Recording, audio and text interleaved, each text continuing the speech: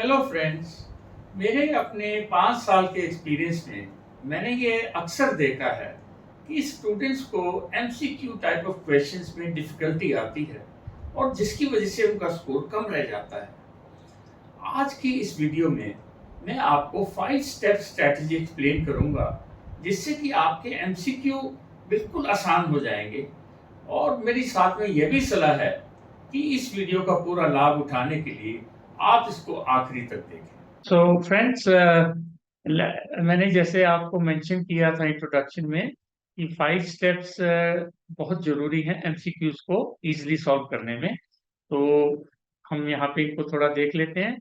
Mark the keywords of both the question. एक तो question जो है अभी मैं आपको दिखाऊंगा, एक तो उसके हमें कीवर्ड्स मार्क करने चाहिए और क्वेश्चन के नीचे आम तौर पे 4 चॉइसेस होती हैं, तो इनको भी साथ साथ मार्क करना है। ये हमारा स्टेप 1 है। स्टेप 2 में हम रीड एंड मार्क करेंगे क्या, relevant area in the passage. हमें पैसेज का पता लग जाएगा कि क्वेश्चन से पता लग जाता है कि पैसेज हमारा ये किस एरिया में आंसर मिलेगा।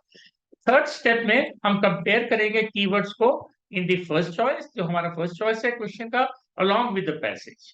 तो अगर हमें कीवर्ड्स मैच करते हैं तो ए को हम आंसर चूज करेंगे, और नहीं तो if not we will continue until the correct answer is found. तो now let us move on to the question.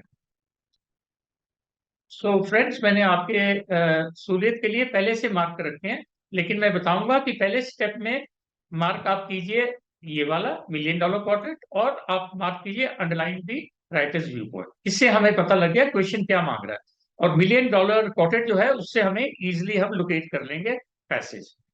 तो हमारी चॉइसेस क्या है? रिकग्नाइजिंग, की पहचान करना, इसको पहचान करना, टैलेंट को पहचान करना। सेकेंड चॉइस है वर्किंग, वर्किंग कैसे? टीम में। थर्ड चॉइस है हैविंग, होना, क्या होना चाहिए? शेयर्ड ऑब्जेक्टिव, कि हमारे सिमिलर कुछ एम्स हो। और फोर्थ है बीइंग, होना इफेक्टिव लीडर। तो हमें थोड़ा फ्रेंड्स थोड़ा सा आइडिया लग जाता है कि हमारे चॉइसेस क्या है। Now on the basis of question, third हमारा स्टेप क्या है? थर्ड स्टेप में हम यहाँ पे ये मार्क करेंगे $1,000,000 क्वार्टर मुझे यहाँ मिला है। उसके बाद मैंने ये पढ़ा भी है, आपको पढ़ना भी है। तो यहाँ से हम शुरू करेंगे, ऊपर हमें जरूरत नहीं है। तो $1,000,000 क्वार्टेट कुड हैव बीन, हो सकता था, क्या हो सकता था? अ क्विंटेट। तो क्वार्टेट और क्विंटेट में फर्क ये है कि क्वार्टेट 4 होते हैं और क्विंटेट 5 होते हैं। तो आगे क्या बोल रहे हैं? Missing from the picture is Roy Orbison. ये मिस कर रहा है ये बंदा। अ ग्रेट नेचुरल सिंगर, की उसकी तारीफ करते हैं कि वो ग्रेट नेचुरल सिंगर है। किन से है? दैन, लुइस, परकिंस और कैश, सैम फिलिप्स। तो ये 4 बंदों से, लुइस, परकिंस और कैश। वैसे 4 हैं, इनमें प्रेस्ले भी है। तो हु ओन्ड सन? अब सैम फिलिप्स जो है ये सन का मालिक है। ही वॉन्टेड टू रेवोल्यूशनाइज, वो चाहता था कि मैं पॉपुलर करूं म्यूजिक को। ऐसी म्यूजिक को with songs that fuse black and white music और कंट्री एंड ब्लूज। इसका उनकी ये थी इच्छा कि वो म्यूजिक को फ्यूज करें, जोड़ें।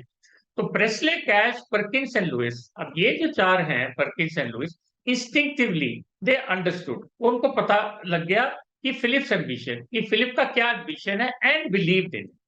ऑर्बिसन वाजंट, ऑर्बिसन है वो जो फिफ्थ है, उसको नहीं है, वो इंस्पायर नहीं हुआ। अब फ्रेंड्स हमें यहाँ पे आंसर मिलेगा एंड इंस्टिंक्टिवली अंडरस्टूड। अब देखिए, let's go to the first question, recognising talent. ये हमारा फोर्थ स्टेप है। तो टैलेंट के बारे में, कहीं रिकग्नाइज के बारे में हमने यहाँ नहीं पढ़ा। वर्किंग एज अ टीम, अब टीम तो बात की है कि 4 की 5 भी हो सकते थे, टीम है। लेकिन इकट्ठे काम करना, इसके बारे में इतना श्योर नहीं है। तो इसलिए हमें इसको जो है अभी फिलहाल ये हमें क्वेश्चन मार्क यहाँ पे लगाना चाहिए, वर्किंग एज अ टीम पे। ये भी हो भी सकता है। ओके, नेक्स्ट है हैविंग अ शेयर्ड ऑब्जेक्टिव। तो ये है हैविंग, होना, शेयर्ड ऑब्जेक्टिव, कि भी एक समान के आपके सोच रखना।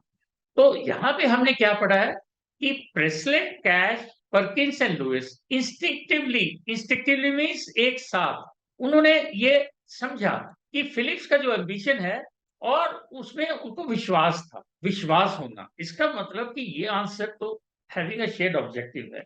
तो हैविंग अ शेयर्ड ऑब्जेक्टिव है, तो we will mark this as the answer and move forward. वैसे बीइंग एन इफेक्टिव लीडर की बात नहीं की है, so we are sure. Let's go to the next one. अब इसमें हमारा जो क्वेश्चन है जेम्स वॉटसन है, और he means Watson and Francis won the race. वो उन्होंने रेस जीती किसके लिए? टू डिस्कवर द डीएनए को। सो फ्रेंड्स, के जो हमारे चॉइसेस हैं, conscious of their own limitations, उनको एहसास था, कॉन्शियस मींस एहसास था कि अपनी कमियों के बारे में। Broad complementary skills, complementary skills होती हैं जो मिलती जुलती स्किल्स होती हैं, जो एक दूसरे की फायदा पहुंचाती हैं टू द पार्टनरशिप, अपनी पार्टनरशिप में कॉम्प्लीमेंट्री स्किल्स को लाना। दे वर डिटर्मिन्ड, उनकी पूरी ये मंशा थी कि टू आउट परफॉर्म, कि वो ज्यादा बेटर परफॉर्म करें, किससे? अपने राइवल से, अपने कॉम्पिटिटर से। और लास्ट है इनकरेज ईच अदर, उन्होंने एक दूसरे को प्रोत्साहित किया, किसके लिए? To realise the joint ambition. तो ये हमें जरूर देख लेना चाहिए। और फिर हम जाते हैं, मैंने एरिया मार्क किया है, तो एरिया मैंने मार्क किया जेम्स वॉटसन, फ्रांसिस क्रिक, ये दोनों है, और साथ में डीएनए है। इसका मतलब यही हमारा एरिया है। तो पढ़ते हैं, Watson together with Francis Crick discovered the structure of DNA. Okay fine. उसके बाद है व्हेन आस्क्ड, जब उनसे ये पूछा गया कि how they had cracked the code, उन्होंने ये कैसे कामयाबी उनको मिली अहेड ऑफ एन, कि किनसे पहले? बहुत अकम्पलिश राइवल्स थे, उनके कॉम्पिटिटर्स बहुत ही मतलब अकम्पलिश थे, बहुत अच्छे थे इन्वेस्टिगेटर्स। ही सेड, वॉटसन ने क्या कहा? समथिंग दैट स्टन्ड मी। क्या बोला? He said he and Craig had succeeded, वो इसलिए सक्सीड किया बिकॉज दे वर अवेयर, क्योंकि उनको ये एहसास था that they weren't the most intelligent of the scientist pursuing the answer, कि वो सबसे इंटेलिजेंट नहीं है इस रेस के अंदर। तो फ्रेंड्स, हमने यहाँ पे फर्स्ट में हमने देखा था कि एक आंसर है work conscious of the own limitations. तो इसमें ऐसे में जो आंसर हमें बिल्कुल ही डायरेक्ट मिल जाता है, we don't have to look further, कि भाई उनको अपनी कमी का एहसास था। Let's move to the third one. Now the question is, the writer mentions, writer ये जिक्र करता है competitions on breakfast cereal packets, competitions breakfast cereal packets पे as an example of how to, ये किस चीज का एग्जांपल ये दर्शाते हैं ब्रेकफास्ट सीरियल पैकेट से कंपटीशन का मेंशन करना। तो फर्स्ट है इंस्पायर क्रिएटिव थिंकिंग, कि भाई वो इंस्पायर करते हैं कि थिंकिंग हमारी क्रिएटिव हो। और जनरेट करना कंसाइज राइटिंग, कंसाइज होती है परफेक्ट राइटिंग। थर्ड है promote loyalty to a group, so promote loyalty to a group. And fourth है strengthen commitment to an idea, इसका मतलब है कि मजबूत करना अपनी कमिटमेंट को, किसके बारे में? कोई आइडिया के बारे में। सो नाउ सिंस क्वेश्चन में लिखा है competitions on breakfast cereal packets, तो I will go straight to that part of the passage. तो यहाँ पे लिखा है competitions on breakfast cereal packets, तो इसके बारे में क्या लिखा है इन्होंने? इनकरेज्ड, उन्होंने प्रोत्साहित किया, अस ही सेज, हमें प्रोत्साहित किया, टू राइट इन सेइंग, कि लिखो in no more than 10 words. जो लोग कंज्यूमर्स हैं वो लिखते हैं, आई लाइक कैलॉग्स, मुझे कैलॉग्स कॉर्नफ्लेक्स इसलिए पसंद है, because I like Kellogg's because yes, the very act of writing, he says, makes us more likely to believe it. Now, this is very important. कि अगर हम किसी प्रोडक्ट के बारे में ये लिखेंगे कि मुझे ये पसंद इसलिए है, तो इससे हमारा जो उस पर विश्वास है वो और दृढ़ हो जाएगा। We will start believing it. Now let's come inspire creative thinking. No, inspire creative thinking के बारे में तो मैंने कहीं यहाँ पे क्रिएटिव की बात तो की नहीं है, तो no. Now, next is generate precise writing, नहीं, राइटिंग के बारे में, प्रिसाइज के बारे में कुछ नहीं लिखना है, लेकिन प्रिसाइज के बारे में। Promote loyalty to a group, अब ये promote loyalty to a group हो सकता है क्योंकि आप जो खाएंगे तो वो आप खरीदना शुरू कर देंगे। And strengthen commitment to an idea, so B appears to be the answer, because हमारा जो मजबूत हो जाता है हमारा कमिटमेंट एक आइडिया, और आइडिया क्या है कि आई लाइक कैलेक्स cornflakes, so it is not group, तो ये नहीं हो सकता, it is D. Now let's move to the last one, in the last paragraph. तो इसमें तो हमें लास्ट पैराग्राफ पढ़ना है। द राइटर सजेस्ट, वो क्या कहना चाहता है? इंपॉर्टेंट फॉर एम्प्लॉयज, ये जरूरी है इंपॉर्टेंट एम्प्लॉयज के लिए क्या है। तो हमें चॉइसेस दिए हैं, बी अवेयर कि वो जानकारी रखें किसके बारे में, उनकी कंपनी के क्या गोल्स हैं, एम्बिशंस हैं। वो फील करें कि देयर कंट्रीब्यूशंस आर वैलिड, कि जो वो अपने सुझाव देते हैं उनकी कीमत है। हैव रिस्पेक्ट, आदर होना चाहिए टू देयर कोवर्कर्स। तो कोवर्कर्स मींस जो उनके साथी हैं, उनके उनके जो है उनके लिए उनकी रिस्पेक्ट होनी चाहिए। और चौथा है कि इंप्लॉइज को अंडरस्टैंड करना चाहिए मैनेजमेंट डिसीजन कैसे लेती है, हाउ दे आर मेड, और क्यों लेती है। लेट्स गो, इसमें हमारा है लास्ट पैराग्राफ, एम्प्लॉइज।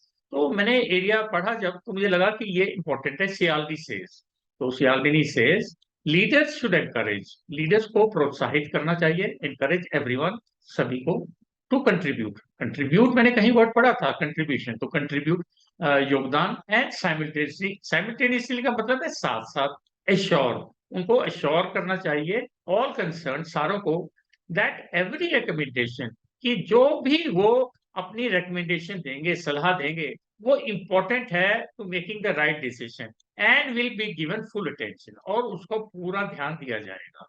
तो इसके अंदर अगर हम देखते हैं, to be aware of the companies goals, no, ये नहीं हो सकता। To be aware of the company goals, feel that the contributions are valid. अब यहाँ देखिए, एक तो कंट्रीब्यूशन आता है, एवरीवन, एवरीवन मींस जो एम्प्लॉइज हैं, तो उनका जो कंट्रीब्यूशन है उसकी वैल्यू है। अब वैल्यू लिखा है important to making assure all concerned that every recommendation is important, की वैल्यू रखेंगे हम। So B is the answer. Friends, आपने देखा होगा कि इस 5 स्टेप स्ट्रेटजी के साथ हमने एमसीक्यूज को कितनी आसानी से सॉल्व कर दिया है। मैंने आपकी सुविधा के लिए इस रीडिंग का पीडीएफ और मेरी अर्लियर रीडिंग की वीडियोस का पीडीएफ डिस्क्रिप्शन बॉक्स में लिंक कर दिया है, जिससे कि आप उनका लाभ उठा सकें। फ्रेंड्स, अगर आपको यह वीडियो अच्छी लगी है तो प्लीज इसको लाइक एंड सब्सक्राइब कीजिए, और मेरी आने वाली वीडियोस की जानकारी आपको समय समय पर मिलती रहे, इसके लिए नोटिफिकेशन बटन को प्रेस करना ना भूलें। Thank you.